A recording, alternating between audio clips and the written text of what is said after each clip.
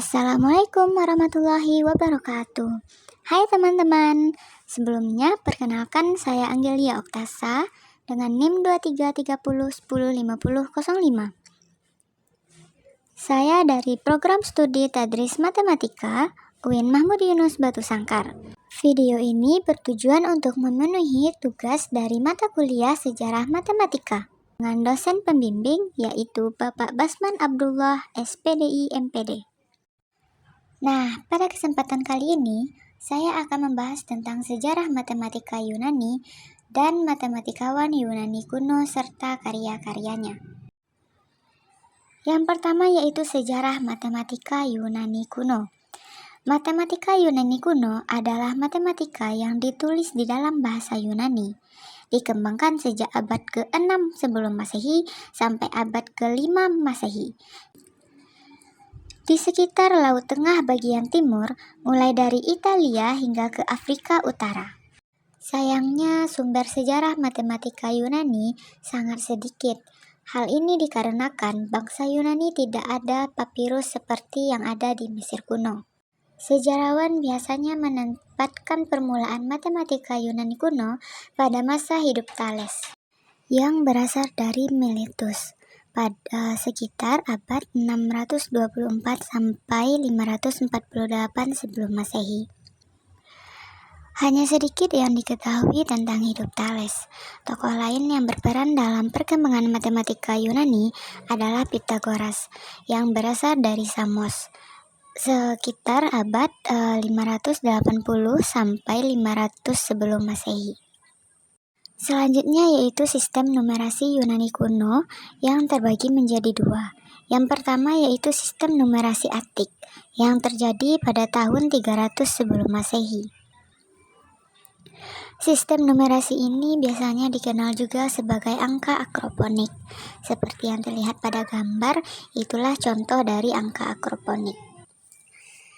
Selanjutnya yaitu sistem numerasi alfabetik yang terjadi sekitar tahun 450 sebelum Masehi.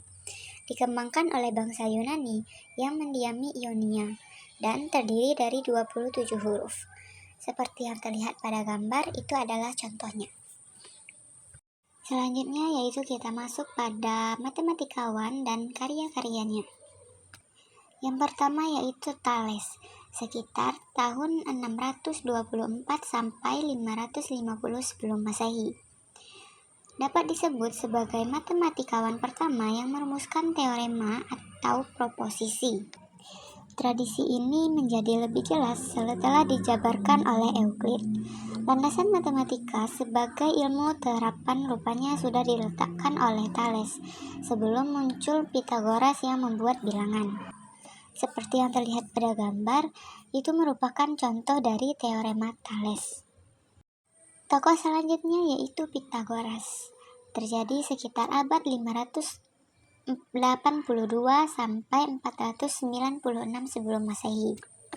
Pythagoras merupakan orang pertama yang mencetuskan aksioma-aksioma, postulat-postulat yang perlu dijabarkan terlebih dahulu dalam mengembangkan geometri.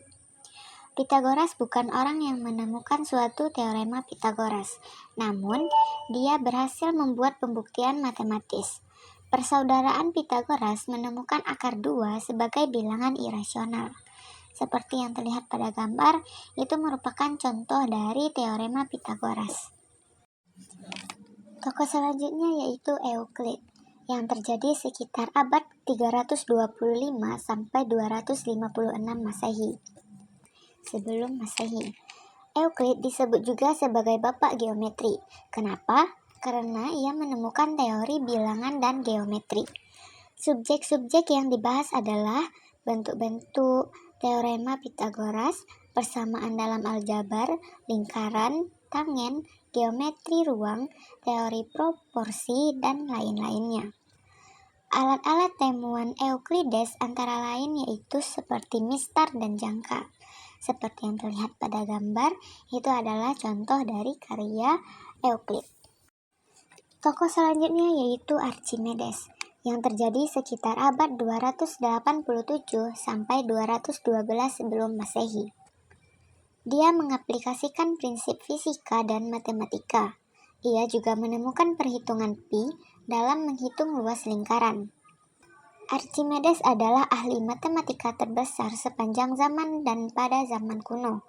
3 karya Archimedes membahas geometri bidang datar, yaitu pengukuran lingkaran, kuadratur dari parabola, dan spiral. Tokoh selanjutnya yaitu Apollonius, yang terjadi sekitar abad 262 sampai 190 sebelum Masehi. Konsepnya mengenai parabola, hiperbola, dan elips banyak memberi sumbangan bagi astronomi modern. Ia merupakan seorang matematikawan yang ahli dalam geometri.